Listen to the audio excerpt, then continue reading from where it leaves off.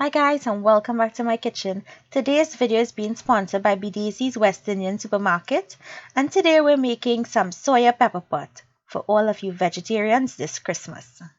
So I'm gonna start by adding some oil in my pot. I want that oil to be nice and warm on a medium heat. When the oil is hot, go in with your aromatics. And I have a combination of scallions, hot peppers, lots of hot peppers or wiri peppers, pimento peppers, onions, and garlic. And we're going to saute this until it's light brown and very fragrant. I put tons of pepper in here, guys. It's pepper pot. It's a vegetarian pepper pot, so you would want to put extra peppers in here. And I'm going to go in with some fine thyme,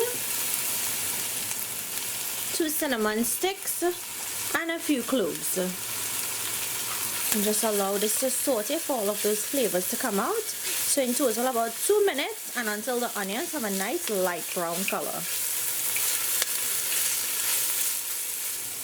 You see how the edges of the onion are starting to brown? That's what you want. And it's really fragrant because all of those peppers and the garlic, scallion and onions, it smells so fragrant. So guys, now I'm going to go in with my soya chunks. So here we have the castorite. I didn't show you guys this in the first video and you all were asking.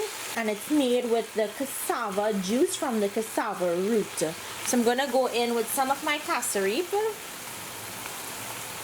Now some people like their pepper pot dark. Some people like it on with a lighter color. I personally prefer it darker. And I'm going to go in with some sugar, brown sugar, and a piece of orange rind. And we're going to mix this. So you put in your castorite, and while you're mixing, you can adjust it. If you want more castorite in there and you want it darker, you add more. This is a great way to stew without using a lot of sugar. To this, I'm going to go in with some chopped sweet peppers or bell peppers. This is totally optional because it's vegetarian. I just wanted to add some extra veggies in here. And if you wanted to add some green seasoning in here, you can do that also. So now we want this to bunge down, which means drying out all of the liquid that you see inside of the pot.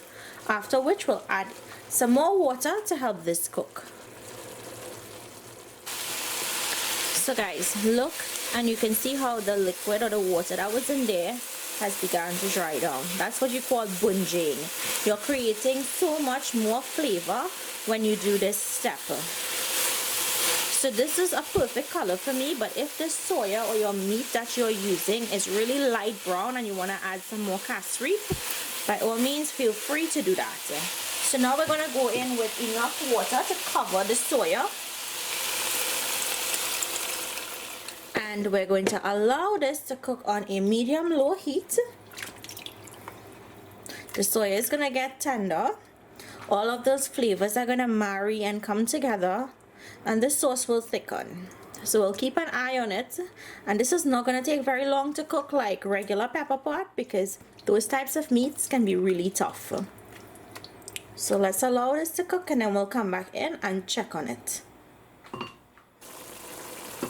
So guys, you see how that liquid has reduced? Now all we need to do is for this sauce to thicken just a little more.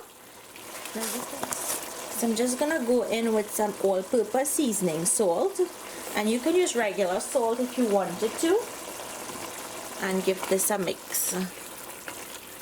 And we're going to allow this to bunge down in here, which simply means let all of that liquid in there dry out.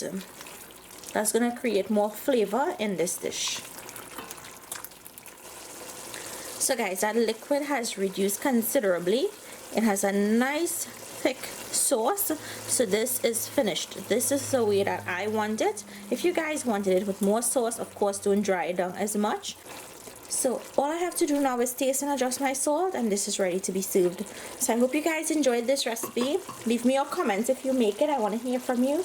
Thank you all so much for requesting it, and I'll see you guys in my next video. Bye.